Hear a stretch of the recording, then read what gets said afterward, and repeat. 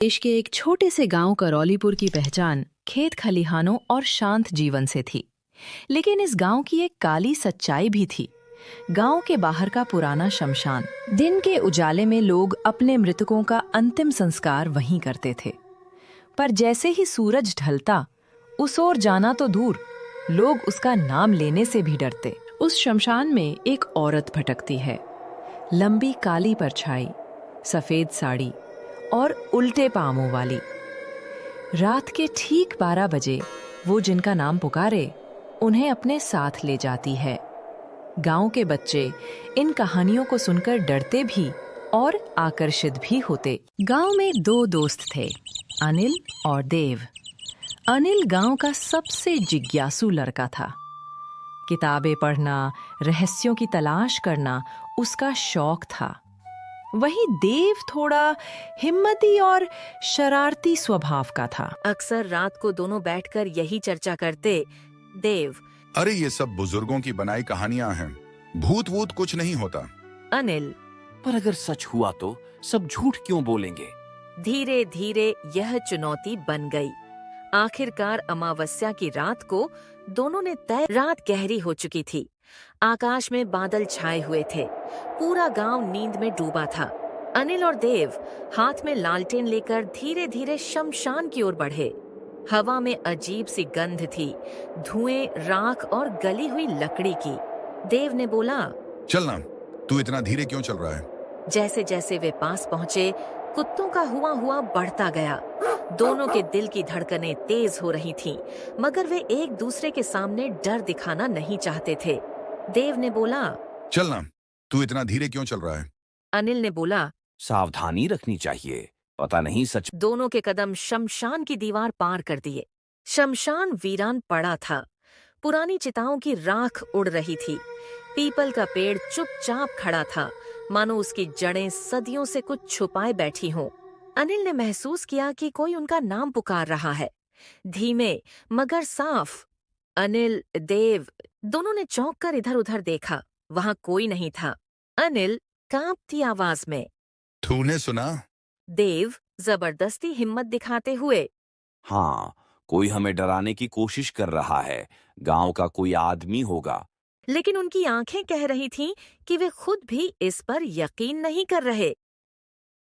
People के पेड़ के नीचे उन्हें एक परछाई दिखी।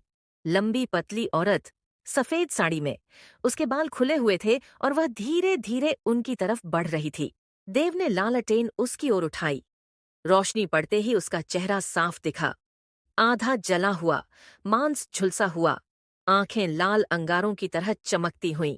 वह मुस्कुराई और बोली, तुम मुझे देखने आए हो, अब लौट नहीं पाओगे। देव ने हिम्मत करके चिल्लाया। तू कौन है? क्यों डराती है हमें? औरत अचानक जोर से हंसी। उसकी हंसी इतनी भयानक थी कि शमशान की राख तक उड़ने लगी। देव की चीख निकली, बचाओ अनिल, बचाओ, बचाओ अनिल, बचाओ। कुछ ही क्षणों में देव गायब हो गया। अनिल डर से भागने लगा, लेकिन उसके पैर भारी हो गए। हर कदम ऐसा लग रहा था मानो कोई उसे पकड़कर जमीन में धंसा रहा हो। औरत फुसफुसाई और बोली, मैं यहाँ उन सब का इंतजार करती हूँ जिन्हें दुनिया ने धोखा दिया। मुझे शमशान में जिंदा जलाया गया था और अब हर आत्मा मेरी होगी। अनिल की आंखें पल भर में काली पड़ गईं। धीरे धीरे उसका शरीर भी राख में बदल गया। अगली सुबह गांव वाले शमशान पहुंचे। वहां न अनिल था न देव। बुजुर्गों ने तुरंत ऐलान किया, अब कोई भी रात को शमशान की ओर नहीं जाएगा। औरत अभी भी वहीं है।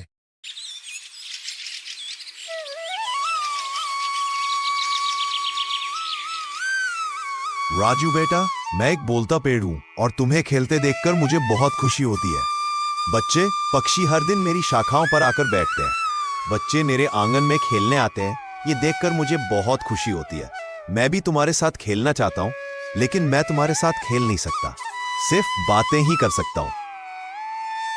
आंटी, क्या घर में चिंटू है? नहीं, वो बाहर गया है दूध लेने। आंटी, अगर आपके पास भैंस है तो आप भैंस का दूध क्यों नहीं निकालती? बेटा, भैंस अब दूध नहीं देती, वो अब बूढ़ी हो गई है। आंटी तो इस भैंस को बेचकर दूसरी खरीद लो। नहीं बेटा, वो सिर्फ भैंस नहीं, हमारी जिंदगी है। उसी भैंस की वजह से आज इतना बड़ा घर है। आंटी क्या ये भैंसा जादुई है? नहीं बेटा, लेकिन ये भैंस एक बार में 100 लीटर दूध देती थी, इसलिए आज ये घर, पैसा, सब कुछ है। राजू, तुम कब आए? मैं अभी आया, खेलने चलो ना, या तुम नहीं आना चाहते? अरे आ रहा हूँ, चलो माँ, मैं जा रहा हूँ। बच्चों, पहले खाना खा लो, फिर खेलने जाना। नहीं माँ, मुझे भूख नहीं है, वापस आकर खा लूंगा। चलो राजू, आज हम लुका छिपी खेलेंगे। अक्कड़ बक्कड़ बॉम्बे बो, 9 2 11 पूरे 100। राजू, आज तुम राज्य ले लो और आकर हमें ढूंढो। अच्छा, चुप जाओ, मैं तुम्हें ढूंढने आता हूँ। 10 20 30 40 50 60 70 80 90 100। मैं आ रहा हूँ।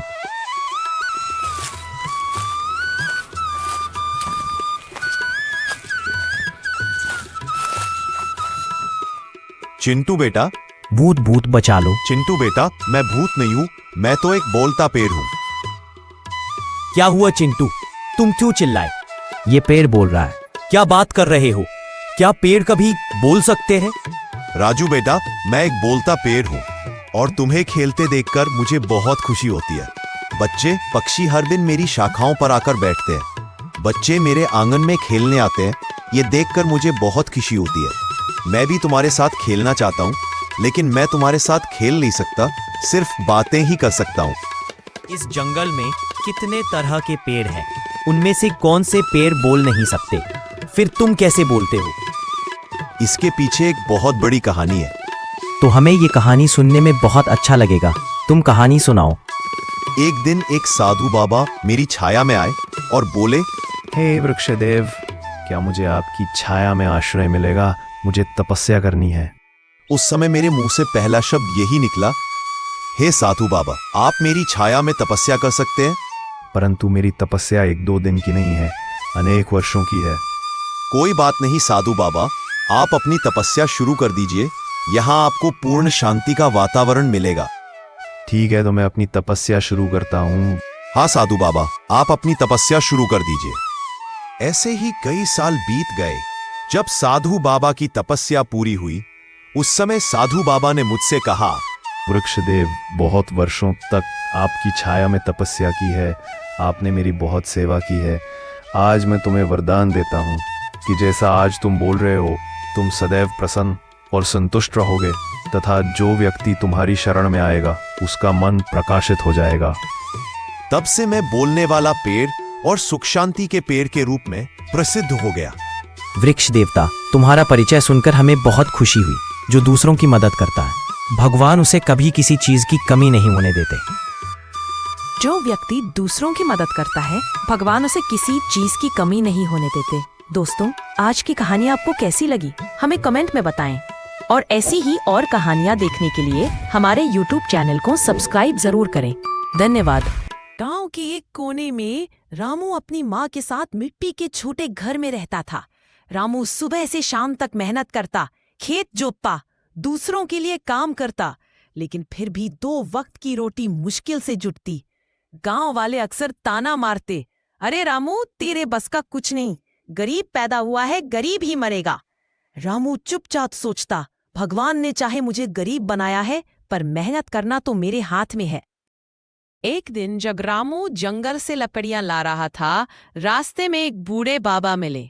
बाबा ने कहा, बेटा, तेरा दिल साफ है, याद रख, मेहनत और सच्चाई का फल जरूर मिलता है। जल्द ही तेरा भाग्य बदलेगा। रामू ने उनके पैर छुए और बोला, बाबा, मुझे बस माँ की खुशियां चाहिए। गांव का जमींदार बहुत अमीर था। उसका बेटा रमन घमंडी और बिगड़ा हुआ था। रमन गांव के गरीबों से काम करवाता, लेकिन मजदूरी नहीं देता। गांव वाले डर कर चुप रहते। एक दिन रमन ने रामू को बुलाकर कहा, अरे गरीब, मेरे खेत में काम कर, वरना तुझे गांव से निकाल दूंगा। रामू ने नम्रता से जवाब दिया, मालिक, मेहनत करूंगा, लेकिन मजदूरी भी चाहिए, माँ की दवाई लेनी है। रमन गुस्से में बोला, तू मुझसे जबान लगाएगा, और उसने रामू को अपमानित किया। जमींदार की एक बेटी थी, गौरी, जो सीधी सादी और दयालु थी। वो देखती थी कि रमन कितना गलत है और रामू कितना मेहनती। गौरी चुपचाप रामू की मदद करती, कभी खाना दे देती, कभी दवाई। धीरे धीरे गौरी के मन में रामू के लिए आदर और लगाव बढ़ने लगा। एक दिन अचानक जमींदार पर मुसीबत आ गई। उसकी फसल जल गई और व्यापार में भी घाटा हो गया। गांव वाले पीठ फेरने लगे। रमन और उसके साथी सब बिखर गए। उसी समय बाबा ने गांव में आकर कहा, यह संकट तुम्हारे अहंकार का फल है। अगर कोई तुम्हारी मदद कर सकता है तो वही जिसका दिल सबसे बड़ा है। सबकी नजर रामू पर गई। रामू ने आगे बढ़कर कहा, जमींदार जी, आपने भले ही हमें गरीब समझा, लेकिन ये गांव हमारा है। मैं आपके खेत को फिर से सोने जैसा बना दूंगा। रामू दिन रात मेहनत करता रहा। गांव के और लोग भी धीरे धीरे उसके साथ जुड़ गए। कुछ ही महीनों में बंजर खेत हरे भरे हो गए। जमींदार को फिर से सहारा मिला। जमींदार की आंखों में आंसू आ गए। उसने कहा, रामू बेटा, तूने वह कर दिखाया जो मेरा अपना बेटा रमन भी ना कर सका। तूने साबित कर दिया कि इंसान की इज्जत उसके दिल और मेहनत से होती है, दौलत से नहीं। फिर उसने गौरी का हाथ रामू के हाथ में रखकर कहा, आज से तू मेरा बेटा है। गौरी अब तेरी पत्नी होगी। गांव में ढोल नगाड़े बजे।